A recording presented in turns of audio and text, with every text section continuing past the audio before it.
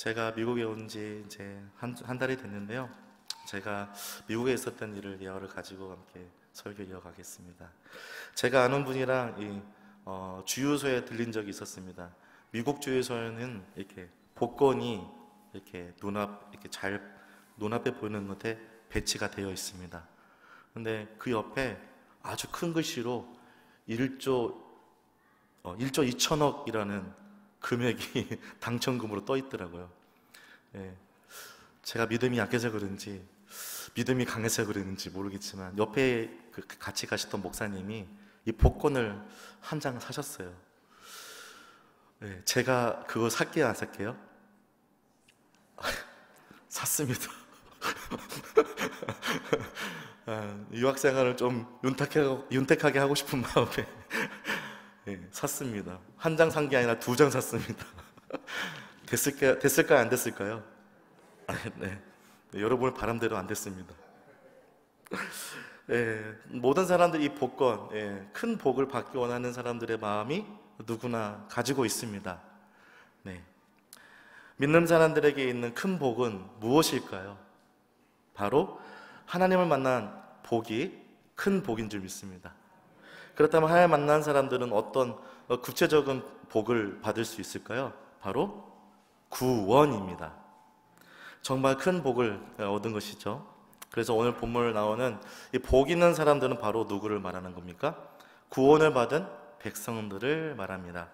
저는 오늘 여러분들과 함께, 우리 성도님들과 함께 구원받은 사람들이, 복을 받은 사람들이 어떻게 살아가야 하는가라는 제목으로 하나님 말씀 함께 나누고 또 그 말씀 순종한 살아가는 하나님의 그리스도인 백성이 되기를 바랍니다. 첫 번째 하나님을 만난 사람은 어떻게 살아갑니까? 오늘 1절 한번 다시 한번 말씀을 띄워주고 같이 읽어보겠습니다. 시작. 복 있는 사람은 악인들의 꾀를 따르지 아니하며 죄인의 길에 서지 아니하며 오만한 자리에 앉지 아니하며. 복 있는 사람, 여기 나온 복은 세상의 복이 아니라고 말씀드렸습니다. 하나님 만난 사람들, 구원을 얻은 큰 복을 말하는 거죠. 어떻게 살아야 될까요? 첫 번째는 바로 악인의 꾀를 피해야 합니다. 여기서 말하는 악인의 꾀란 하나님이 우리에게 주신 이 선함과 반대되는 말입니다. 바로 도덕적 타락의 시작을 말하는 것이죠. 좀 더 악인의 꾀라는 말을 알고 싶어서 히브리 원어를 이렇게 찾아보니까 이렇게 말하더라고요. 아직 공공하게 드러나지 않는 나쁜 생각. 그러니까 내 안에 숨겨진 이 죄악의 뿌리가 있는데 그것들이 언제든지 이렇게 나올 수 있다는 거예요. 이 숨겨진 것들이 악인의 바로 꾀라는 것이죠. 우리가 알다시피 모든 죄악은 아주 작고 미세한 나쁜 마음에서부터 시작된다는 것입니다. 이것은 너무 작고 미세하기 때문에 나도 내 자신도 모르게 나쁜 죄악에 가게 되는 통로가 됩니다. 우리 삶에 어떤 예가 있을까요? 아마 이런 게 있지 않을까요? 괜찮아 병. 어떤 병이요? 괜찮아. 이 정도는 괜찮아. 성경에 유명한 사건이 있습니다. 바로 아나니아와 사피라. 자기의 전 재산을 팔아 하나님께 드리기로 약속을 하죠. 서운합니다. 그런데 자기 전 재산을 팔았더니 전 재산의 액수가 어떻습니까? 작을까요? 클까요? 컸습니다. 그 부부에게 이런 생각이 들었지 않았을까요? 이 정도는 괜찮을 것 같아. 그죠? 나의 큰 일부를 들었고 이 정도는 가질 수 있지 않을까? 이 정도는 괜찮아. 이런 생각을 했을 겁니다. 이 정도는 이해해 주실 거야. 하나님, 그렇죠? 근데 보십시오. 작은 거라고 생각했던 것들이 어떤 결과를 초래합니까? 좋지 않은 나쁜 결과를 오게 됩니다. 또 어떤 것이 있을까요? 내게 어떻게 이룰 수 있어? 출애굽기 15장 24절을 보면 잘 나와 있습니다. 출애굽기 15장 24절 한번 같이 읽어봅니다. 시작. 백성이 모세에게 원망하여 이르되 우리가 무엇을 마실까 하며. 백성들이 모세에게 얘기합니다. 우리가 무엇을 마실까 하며. 원망하는 투가 나오고 있죠. 그 앞에 백성, 원망. 한 그룹이 될 수도 있고, 근데 크진 않지만 작은 그룹이었을 것 같아요. 아니면 한 사람이 이랬을 수도 있죠. 근데 하나님의 구원을 주신 그 놀라운 은혜를 받은 사람들 아니겠습니까? 그런데 무엇을 하고 있죠? 원망, 불평하고 있습니다. 옛날에 먹었던 고기가 생각났을 거예요. 즐거웠던 세상의 즐거움이 이렇게 불현듯 떠올랐던 거겠죠. 잠깐의 추억팔이가 죄악의 시작이 될 줄 꿈에도 몰랐습니다. 그리고 누구한테 원망을 쏟아냅니까? 모세. 네가 어떻게 이럴 수 있어? 나의 셈을 책임져 주기로 하나님 말씀한 걸 우리가 따라왔더니 지금 어때요? 굶어 죽게 생겼다는 거예요. 하나님께서 어떻게 인도하셨는지를 까먹은 거예요. 이것은 결과적으로 누구를 원망하는 겁니까? 하나님을 원망하는 거죠. 어떻게 하나님이 이럴 수 있어요? 그래서 출애굽 15장의 작은 추억팔이가 어떻게 해요? 죄의 시작이 됩니다. 옛날에 그거 좋았는데, 좋았는데, 고기 먹었던 기억, 참 좋았었는데. 그 죄악의 시작이 결국 민수기 21장에 죽음에 도달하는 결과에 이르게 됩니다. 안타깝죠? 하나님의 은혜를 경험해서 온전히 따라가야 될 텐데. 그런데 이번엔 반대로 작은 죄들을 오히려 인정하고 하나님의 큰 은혜를 보게 된 사건들도 있습니다. 여기서 삭개오가 그렇죠. 또 바울이 사울 되기 전 바울이 그런 것들이 있을 겁니다. 그러나 저는 성경적으로 말고 우리 한국교회에서 일어난 일을 한번 얘기해 드리려고 합니다. 성경으로만 아닌 진짜 삶으로 은혜로 경험한 큰 사건이죠. 어떤 겁니까? 바로 평양 대부흥회 운동입니다. 길선주 장로님이 평양 장대윤교회에서 열린 겨울 남자 도사경 이 기간에 참여하게 됩니다. 그때 사경의 기간은 좀 길었어요. 지금은 한 15일, 무려 15일이라고 신문에는 얘기하고 있더라고요. 15일. 여러분, 15일 동안 부흥성회를 아침, 점심, 저녁으로 한다 생각해 보세요. 지금 말도 안 되는 일이죠. 네. 상당히 그렇습니다. 근데 사경의 마지막 날, 15일 밤입니다. 길선주 장로님께서 이 예배에 참여하여 많은 사람들 앞에서 이렇게 고백합니다. 나는 형제들을 질시했고 방일양 선교사를 극도로 미워했습니다. 어때요, 여러분? 큰 죄입니까? 아니잖아요. 아주 작은 죄잖아요. 우리가 교회 안에서 사역하다 보면 또 헌신하다 보면 어떤 일이 있어요? 작은 죄를 범하게 돼요. 남을 미워하는 거예요. 또 질투하는 거예요. 샘내는 거예요. 이렇게 작게 보이는 죄들을 어떻게 해요? 하나님께 고백할 때 주님 어떤 일이 일어날까요? 어떤 일이 일어났습니까? 작은 죄 때문에 회개 운동이 다른 큰 운동의 파동의 시작이 됩니다. 아주 큰 은혜의 시작이 된다는 거예요. 작은 믿음의 파동이 믿음의 불길을 일으키는, 휩쓸어버리는 아주 위대한 일의 시작점이 됐다는 겁니다. 할렐루야. 네. 여러분 삶 가운데, 우리 성도님 삶 가운데 이런 제약들이 있다면 지금 당장 주 앞에 회개하십시오. 그러면 여러분 삶 가운데 어떻게 해요? 불꽃이 일어나게 됩니다. 제가 얘기하는 것이 아니라 성경을 통해서 고증된 역사적 사건을 통해서 여러분들에게 설명하고 있는 거죠. 여러분 보시오. 아주 작은 차이로 나쁜 그리스도인의 삶과 또 위대한 역사로 남게 되는 참된 그리스도인의 삶의 모습이 나눠지고 있습니다. 자, 그렇다면 우리들이 작은 유혹의 시험에서 피할 수 있는 길은 무엇일까요? 바로 하나님 앞에 우리의 죄를 자백하고 고백하는 것입니다. 우리가 보여지고 느껴진 그곳에서 바로 즉시 하나님께 고백하는 거죠. 여러분, 나음에 기도하겠다 다 잊어버립니다. 우리 마음으로 기도할 수 있잖아요. 하나님, 제 안에 성도님을 싫어하는 마음이 있습니다. 주님 용서해 주십시오. 네, 주님 도와주십시오. 우리 안에 죄악이 시작되기 전에 주님 앞에 우리의 모든 것들을, 그 시작점을 고백하는 겁니다. 좀 우리 사랑하는 우리 성도님들이 이런 믿음의 고백을 통해서 위대한 역사의 은혜를 경험하는 귀한 믿음의 시간이 있기를 주님의 이름으로 축복합니다. 왜냐하면 세상에 볼 때는 작지만 하나님 보시기에는 여러분들은, 성도님들은 아주 큰 믿음을 가지고 있는 위대한 분들입니다. 아무나 작지 않습니다. 세상에 볼 때는 작지만 큰 위대한 용사입니다. 우리 사랑하는 성도님 삶 가운데 그런 은혜가 있기를 바랍니다. 두 번째는 하나님 만난 사람들 어떻게 살아야 될까요? 두 번째는 뭡니까? 악인의 길에 서는 것을 피해야 합니다. 다시 한번 말씀 한번 읽어볼까요? 네, 읽어보겠습니다. 시작. 복 있는 사람은 악인의 길을 따르지 아니하며 죄인의 길에 서지 아니하며 오만한 자리에 앉지 아니하고. 네. 하나님의 형상을 지음받은 우리가 도덕적 마비로 죄의 길에 서고 나도 모르는 사이에 멈추지 못하고 믿음의 삶과는 다른 죄인의 길의 삶을 살아가는 우리의 모습이 있게 된다는 겁니다. 중독도 같은 개념입니다.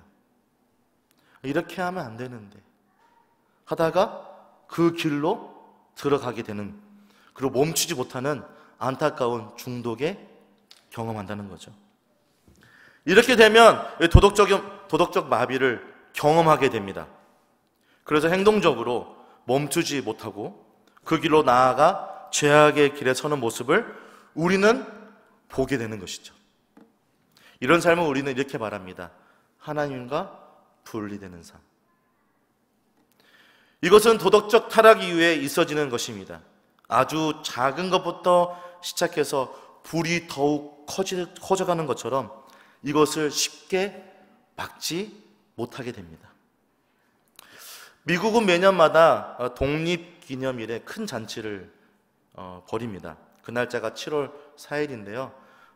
줄라이 포스라고 얘기합니다. 줄라이 포스 때는 모든 각 나라, 모든 지방마다 불꽃을 터뜨립니다. 축제를 연상케 하게 하죠.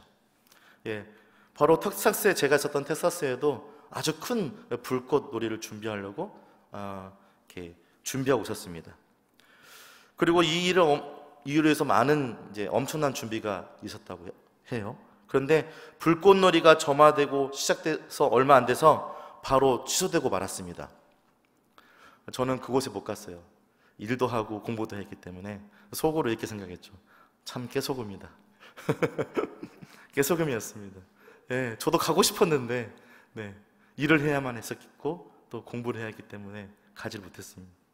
취소된 이유가 뭐냐면 불꽃이 점화될 때 조그만 이 불꽃이 이 잔디에 튀어진 거예요. 근데 그 잔디가 어떻게 해요? 잔디에 떨어진 그 불꽃이 번져가기 시작했습니다. 그리고 소방관이 와도 그게 막을 수 없는 지경에 이르게 된 거예요. 마찬가지로 오늘 시편 1편 1절을 읽어보면 히브리 보시면 이 죄의 점진성을 우리에게 설명해 주고 있습니다. 언어적인 점진법이에요. 악인의 꾀에서 죄인의 길이라는 것으로 연결해 가고 있고 나중에 오만한 자리까지 연결해 가고 있는 죄의 점진성에 대해서 우리에게 설명해 주고 있습니다. 우리가 그것을 막으려고 해도 막을 수 없는 아주 큰 죄로 이어지는 점진성, 그것을 우리에게 보여주고 있죠. 성경 다른 곳에서 바로 이 죄의 점진성을 찾아볼 수 있습니다. 아까 우리 잠깐 언급했던 출애굽기 15장 24절입니다. 그리고 연이어 16장 2절을 같이 읽어보겠습니다. 시작. 백성이 모세에게 원망하여 이르되 우리가 무엇을 마실까 하매 이스라엘 자손 온 회중이 그 광야에서 모세 아론을 조그만 인원이었어요. 그죠? 백성이 원망했어요. 백성이 조그만 그룹이라고 히브리어는 설명하고 있는데, 근데 16장 2절 보니까 이스라엘 온 회중이라고 얘기하고 있습니다. 여러분 가운데 혹시 그 부정적인 말을 하시는 분들 있으십니까? 같이 있으면 어떻게 돼요? 같이 부정적으로 됩니다. 성경에서 누룩의 비유가 나와요. 누룩이 하나 조그만 게 이렇게 떨어졌어요. 그 빵이 어떻게 해요? 부풀어 오르죠. 부풀어 오릅니다. 우리 안에 있는 이 죄가 그렇게 무섭습니다. 그런데 하나님 백성으로 살아가는 우리가 그 죄를 자백하고 고백하지 않으면 어떻게 피할 수 있을까요? 또 그것을 가지고 세상을 나간다면 어떤 일이 벌어질 수 있을까요? 성경에서는 얘기하고 있습니다. 한 명의 불평자가 이스라엘 온 회중을 불을 지폈어요. 그 숫자가 번져갔다고 얘기하고 있습니다. 그리고 그 불꽃은, 죄악의 불꽃은 걷잡을 수 없이 커져갔죠. 불평불만이 여기저기 나오기 시작합니다. 그리고 그들은 죄악의 길로 가게 되죠. 어떤 죄악입니까? 하나님을 원망하게 됩니다.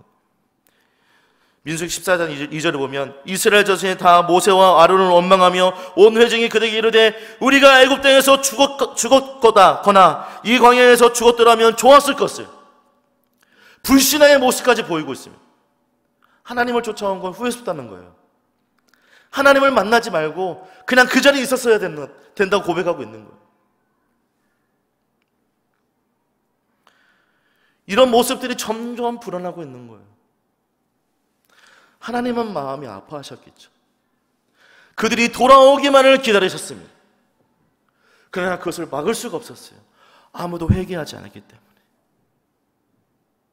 아무도 모세의 말을 듣지 않고 말씀이 선포되어진 곳에 그것을 순종하는 사람이 없었기 때문에 결국 그들은 죽음에 이르게 됩니다.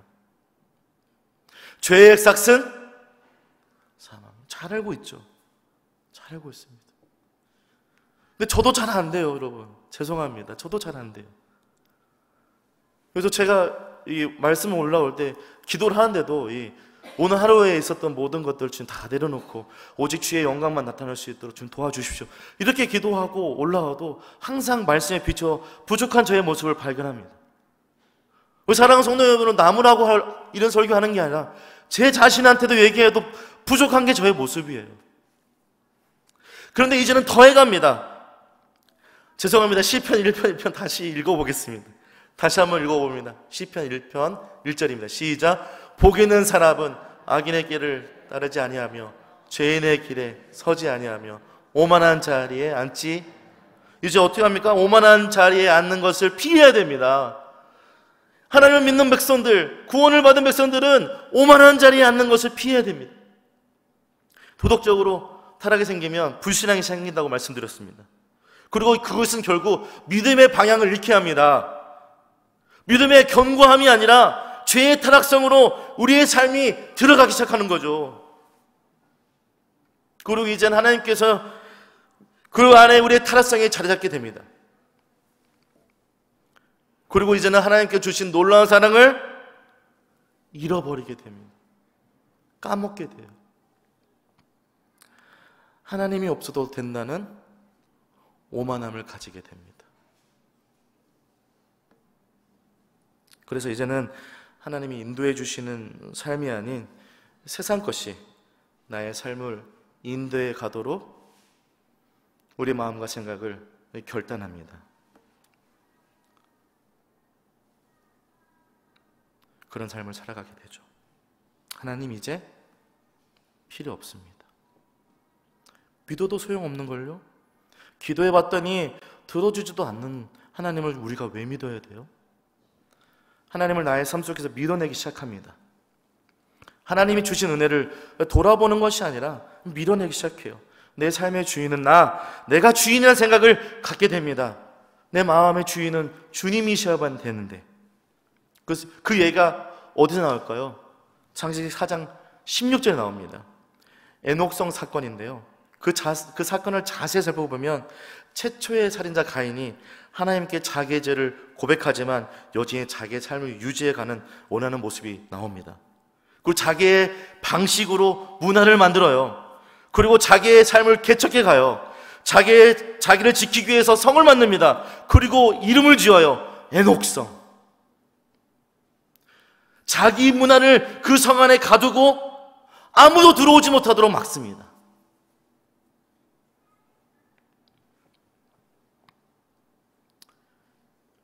나의 상태를 보고 괴로워해야 될 우리의 모습이 하나도 없는 거죠. 그런 건 안심이 없습니다. 그러나 하나님은 미리 약속하십니다. 가인에게 하나님의 표를 주고 그가 보호하기를 하나님 보호해 주시죠. 이 가인의 삶이 누구의 삶과 같다고 생각하십니까? 저는 이 가인의 삶이 저의 삶과 같다는 생각이 들었습니다. 저는 나밖에 모르는 신앙을 가지고 있거든요. 저는 나의 앞에 닥칠 환난과 문제에 집중하며 살아갑니다. 하나님은 잠언 14장 26절에 이렇게 말씀합니다. 여호와를 경외하는 자에게는 견고한 의뢰가 있나니 그 자녀들에게 피난처가 있으리라. 이런 말씀을 우리에게 주셨습니다. 그러나 우리는 하나님을 온전히 신뢰하지 못하고 있죠. 그러나 하나님은 여전히 우리를 껴안아 주시고 사랑해 주신다는 것입니다. 그래서 하나님은 결정합니다. 하나님의 사랑과 은혜가 다시 한번 극단적으로 우리에게 나타납니다. 지금부터 2000년 전 유대 땅 베들레헴에 하나님 사랑이 나타납니다. 하나님께서 자기 하나밖에 없는 아들을, 예수 그리스도를 이 땅에 보내주신 것이죠. 그 이유는 요한복음 3장 16절에 나왔습니다. 하나님이 이 세상을 이처럼 사랑하사 독생자를 주셨으니 이는 저를 믿는 자마다 멸망치 않고 영생을 얻게 하려 하심이라. 우리를 사랑하사 우리를 죄에서 구원하시기 위해서입니다. 그것을 믿으십니까? 말씀을 준비하면서 이런 생각이 들었습니다. 나는 가인보다 훨씬 못한 사람이구나. 나는 가인보다 더 실패한 예배, 죽은 예배를 드리는 사람이구나. 나는 가인보다 더 하나님을 오해한 사람이구나. 나는 가인보다 더 하나님을 원망하고 하나님께 불평불만을 했던 사람이구나. 나는 가인처럼 하나님이 들어오지 못하는 성을 만들어 나의 문화를 만든 사람이구나. 하나님이 못 볼 것으로 착각하면서 살아왔던 사람이구나. 말씀을 전하면서 사랑하는 우리 성도님들이 공감되는 말씀이 있을 겁니다. 바로 죄라는 거죠. 하나님 백성으로 살아갈 때 제일 우리가 두려워해야 할 것은 하나님과 멀어지는 이 죄라는 사실을 우리가 기억해야만 합니다. 그래서 우리가 이 자리에 나와서 하나님, 나의 죄가 이렇게 크고 큽니다. 주님 도와주시옵소서. 그래서 예수님의 십자가의 사랑을 다시 한번 깨닫고 주님의 은혜 따라 말씀 따라 살아갈 수 있도록 우리를 인도하여 주시옵소서. 그렇게 고백할 수 있는 귀한 복된 자리, 하나님을 사랑하는 하나님의 백성들의 삶이 되기를 주님의 이름으로 축복합니다. 저는 오늘 말씀 세 가지의 죄의 모습을 함께 나눴습니다.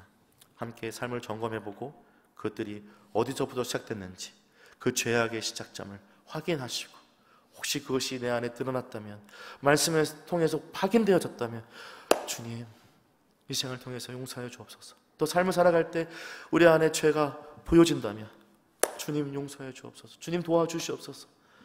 우리의 힘으로 죄를 끊을 수가 없습니다. 주님, 예수 십자가의 사랑을 우리에게 보여줬던 그 놀라운 은혜를 다시 한번 부어주셔서 이길 수 있게 하여 주시옵소서. 그렇게 고백할 수 있는 하나님의 백성 아름다운 삶을 살 수 있기를 주님의 이름으로 축복합니다.